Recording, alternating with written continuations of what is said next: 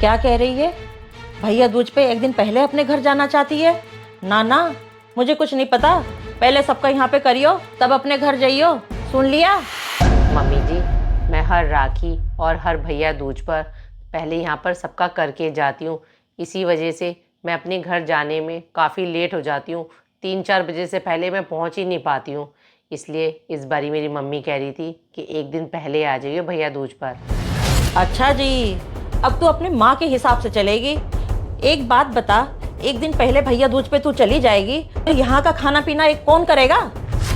अरे मम्मी, इस बार भैया दूज पर खाना पीना आप बना लेना। हर बार तो डॉली खाना बनाती है और सबको खिला के भी जाती है। इस बार आप बना लोगे तो क्या फर्क पड़ जाएगा? तू ना इसकी ज्यादा तरफदारी करना छोड़ दे।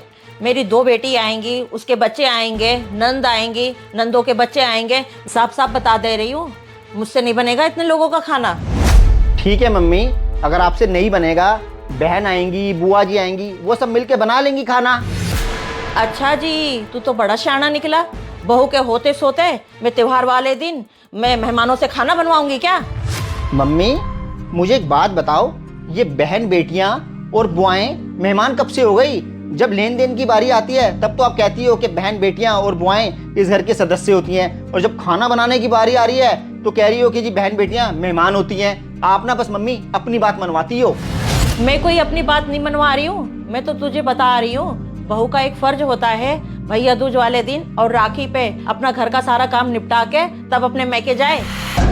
मम्मी जी, आपकी सारी बात ठीक है, लेकिन आप मुझे एक बात बताओ, मैं अपने मायके जाती ही कितना हूँ? आपको पता है बच्चों की पढ़ाइयाँ हैं, राजीव का ऑफिस है, इनके होते हुए मुझे टाइम ही नहीं मिल पाता अपने घर जाने का। अब ये दिन त्योहार ही रह गए जिसमें हम अपने भाई बहनों से मिल लेते हैं, और जब तक मैं अपने घर जाती हूँ ना, ये राखी पर और ये भैया दूज वाले दिन मेरी बहनें तब तक जा चुकी होती हैं। इसलिए मेरी मम्मी कह रही थी कि इस बार एक दिन पहले आ जाइयो ताकि तू अपनी बहनों से भी मिल पाए।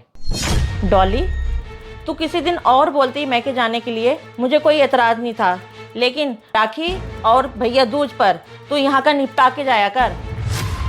मम्मी, क्यों आप डॉली के जाने में अपनी टांग अड़ा रहे हो? अब डॉली की मम्मी को देख लो। आप डॉली की मम्मी डॉली की भाभीियों को एक दिन पहले उनके मायके भेज देती है। घर का सारा काम डॉली और डॉली की बहनें मिलकर करती हैं त्योहार वाले दिन।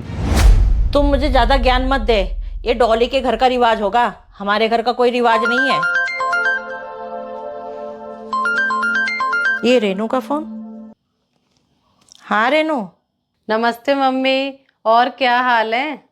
मैं ठीक हूँ रेनू बेटा। अच्छा हुआ तूने फ़ोन कर लिया, मैं तुझे फ़ोन करने वाली थी। इस बार तो भैया दूज पे जल्दी आ जाना घर पे। अरे मम्मी, कहाँ से आ जाऊंगी जल्दी? आपको तो पता ही है, मेरी नंदे और मेरी बुआ सास, वो लोग तो 12-1 बजे से पहले घुसते नहीं है। जब तक उनको फ्री नहीं करूंगी तब तक कहाँ से जल्दी आ जाऊंगी मैं?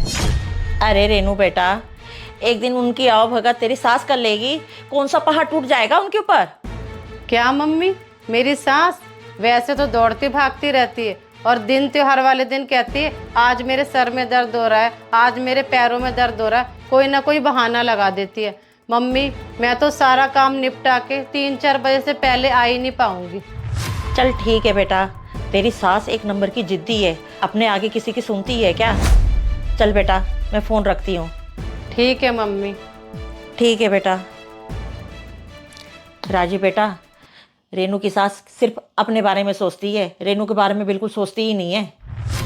मम्मी, ज़्यादातर सारी सास ही ऐसी होती हैं, वो सिर्फ अपने बारे में सोचती हैं, अपनी बहू के बारे में नहीं सोचती हैं। अब बताओ मम्मी, जब अपनी बेटी की बारी आई तो आपको बुरा लग रहा है ना? मम्मी, हर माँ बाप को इंतज़ार रहता है कि उनकी बहन बेटी त्योहार वाले दिन उनके घर आए, उनके साथ ज़्यादा से ज़्यादा समय बिताए, लेकिन बहन बेटी बेचारी अपने ससुराल में जिम्मेदारियों में फंसी रहती है। फ्रेंड्स, जैसे एक बहन का त्यौहार होता है वैसे एक बहू का भी तो त्यौहार होता है। त्यौहार सबके लिए है, इसलिए त्योहारों पर बहन बेटियों को, बहुओं को सपोर्ट करना चाहिए। आपको स्टोरी कैसे लगी कमेंट्स करके ज़रूर बताना। धन्यवाद।